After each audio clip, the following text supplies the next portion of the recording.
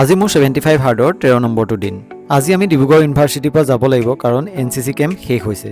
বাহিৰত এতিয়া পোহৰ হোৱাই নাই, সেয়ে লাইট জ্বলাই প্ৰথমটো ৱৰ্কআউট শেষ কৰিলোঁ। কালি কালচাৰেল প্ৰগ্ৰেমত আমাৰ ষ্টুডেণ্টবোৰে এটা ধুনীয়া পাৰফৰ্মেঞ্চ দিলে। এয়া আমি এতিয়া NCC কেম্পৰ পৰা যাবলৈ ওলালোঁ। এইটো মোৰ জীৱনৰ প্ৰথমটো NCC কেম্প, গতিকে এইটো সদায় মনত থাকিব। তাৰপিছত পল্লৱী আৰু মই এনেধৰণে ঘৰলৈ যাবলৈ ওলালোঁ। আজি মাঘৰ বিহুৰ উৰুকা, গতিকে ৰাতিটো মেজি জ্বলামেই।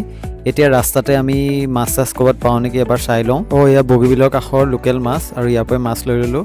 ৰাতি এনেধৰণে আমি মেজিৰ কাষত সকলোৱে বহোঁ, আনন্দ কৰোঁ। মেজিটো দেখিলে মোৰ সৰুকালৰ দিনবোৰলৈ মনত পৰে। সেই সময়ত আমি কিমান উৎসাহেৰে খৰি গোটাই গোটাই মেজি বনাইছিলোঁ। আজিও সেই পুৰণা স্মৃতিবোৰ মনত পৰি যায়। আমি আটায়ে এনেধৰণে মেজিৰ কাষত বহি কথা পাতিলোঁ। ভিতৰত মা, পল্লৱী আৰু বৌ তিনিওগৰাকীয়ে খানা বনোৱাত ব্যস্ত। স্পেচিয়েলি মাংসটো আজি বৌয়ে বনাইছে, আৰু শেষত ৰামায়ণখন হাতত ল'লোঁ। ৰামে কেতিয়াও নিজৰ সুখ দুখৰ বিচাৰ কৰা নাছিল, তেওঁ কৰ্তব্যক প্ৰাধান্য দিছিল আৰু কৰ্তব্যকে মহত্ব বুলি।